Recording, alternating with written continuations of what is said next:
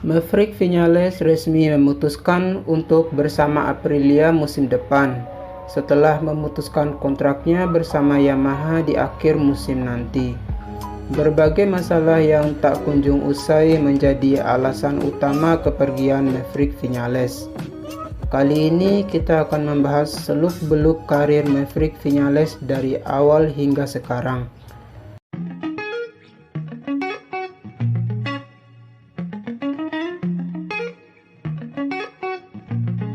Maverick Viñales lahir di Figueres, Spanyol pada 12 Januari 1995. Ia sudah memulai karir balapnya pada usia 3 tahun di ajang Minimoto dan sempat berpartisipasi di ajang motocross sebelum akhirnya ia turun sepenuhnya di balapan sirkuit sejak usia 7 tahun.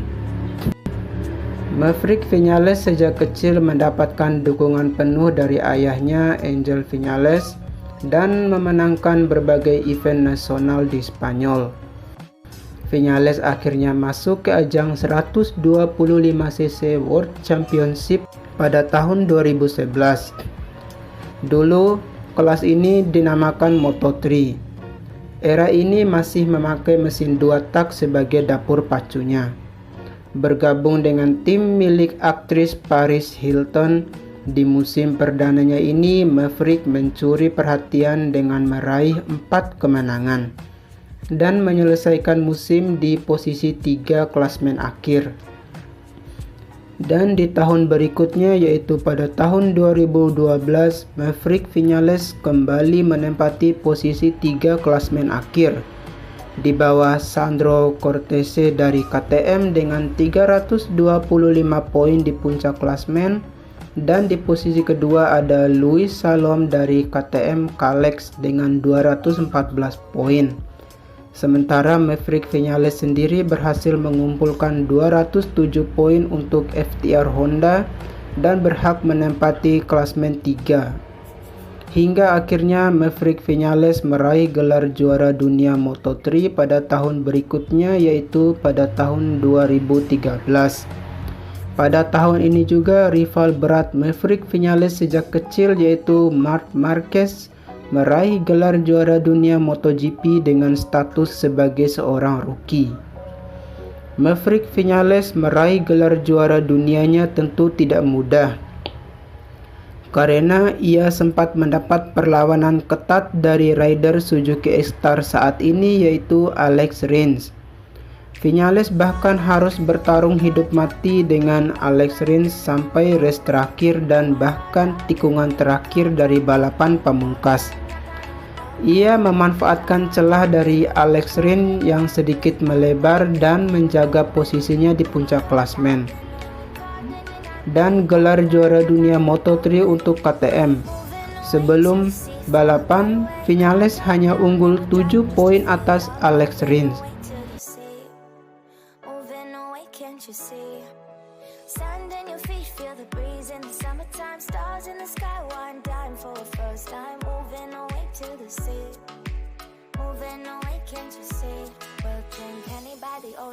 It's our favorite potion. Come on, baby, let me tell you one time that our days will never end, yeah. No, our days will never end, yeah. No.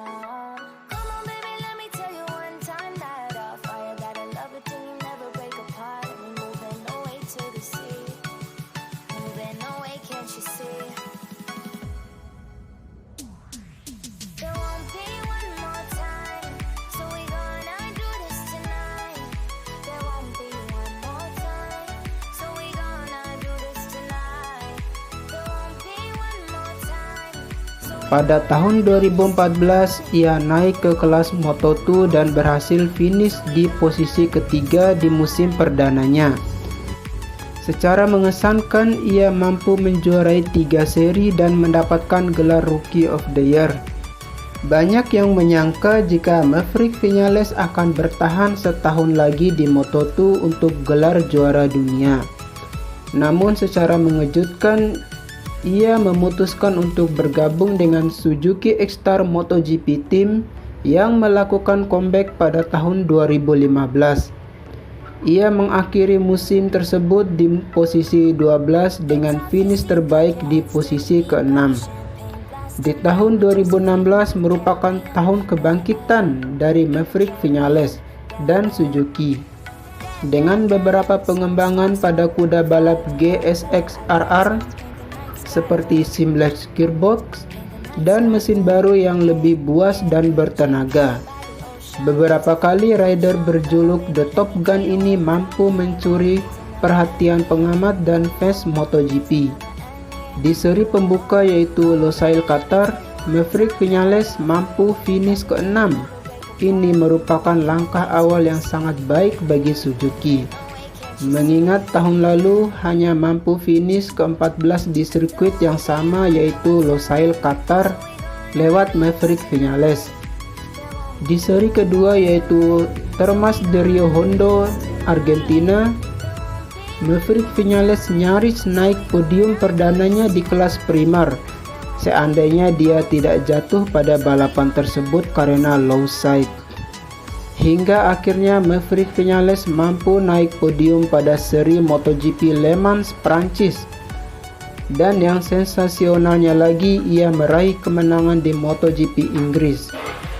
Maverick Viñales menjadi rider Suzuki pertama yang meraih kemenangan setelah Chris Vermeulen di tahun 2007.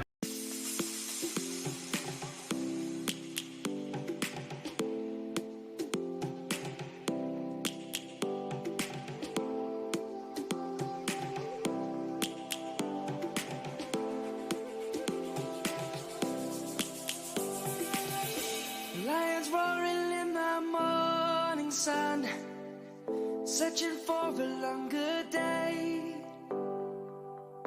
People feeling like the light has just come.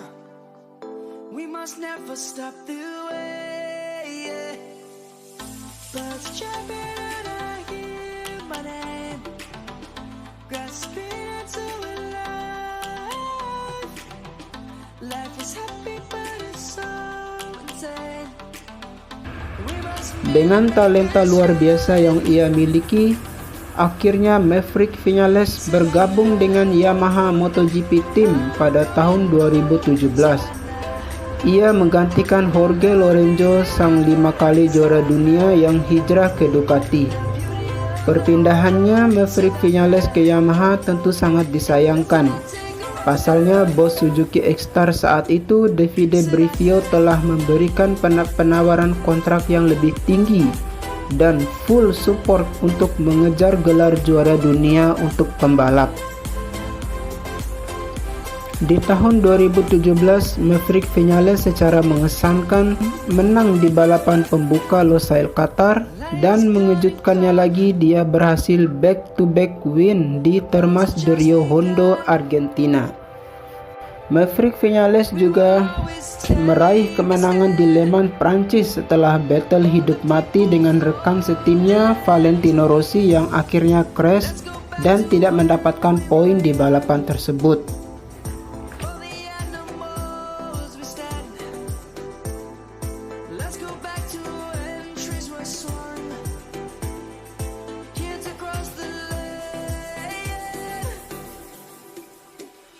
Savannah, I'm coming home, Savannah, we'll never be alone, Savannah.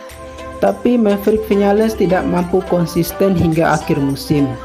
Ia menempati posisi 3 klasmen akhir di belakang rider terbaik era MotoGP modern, Marc Marquez dan Andrea Dovizioso dari Ducati. Dan di tahun 2018, Maverick Viñales hanya meraih sekali kemenangan, yaitu di Phillip Island. Itu pun karena Marc Marquez gagal finish setelah ditabrak Johan Zarco dari belakang.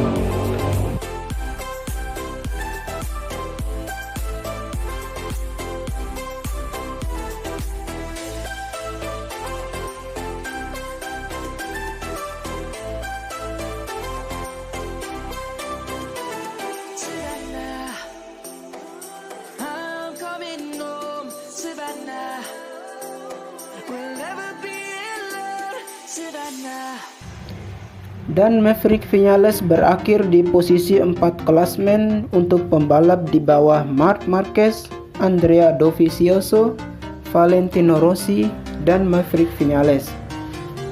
2019 pun bisa dibilang Maverick Viñales tidak bisa berbuat banyak, karena di tahun ini Marc Marquez sangat perkasa di lintasan MotoGP.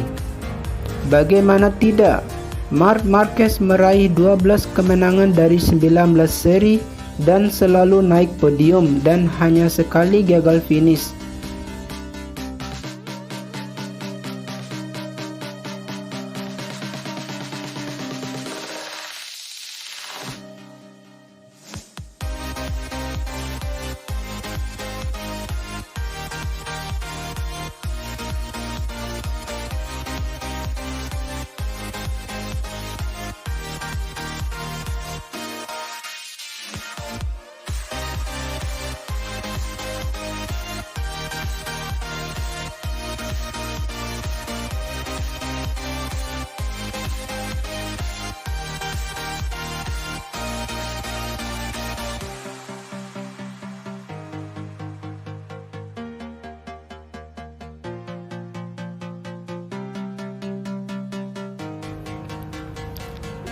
Viñales meraih 2 kemenangan dan finish di urutan 3 klasmen akhir. Dan di musim 2020 Viñales finish di urutan 6 dan membuatnya sangat frustasi dengan Yamaha. Hingga akhirnya di pertengahan musim 2021, Maverick Viñales secara mengejutkan akan keluar dari Yamaha di akhir musim dan memilih Aprilia untuk musim depan. Dia akan bertandem dengan rekan setimnya dulu sewaktu di Suzuki, yaitu Alex Espargaro, yang merupakan kakak dari Pol Espargaro, pembalap Repsol Honda saat ini. Secara tidak langsung, Maverick Viñales menginginkan motor yang sangat agresif di titik pengereman seperti yang dimiliki oleh rivalnya sejak kecil, yaitu Marc Marquez. Karena ayahnya mengklaim jika Maverick Viñales memiliki gaya balap yang menyerang di titik pengereman. Inilah yang merupakan kelebihan dari Repsol Honda dan Ducati. Sekian informasi perjalanan karir seorang Maverick Viñales. Terima kasih telah menonton dan sampai jumpa di video selanjutnya.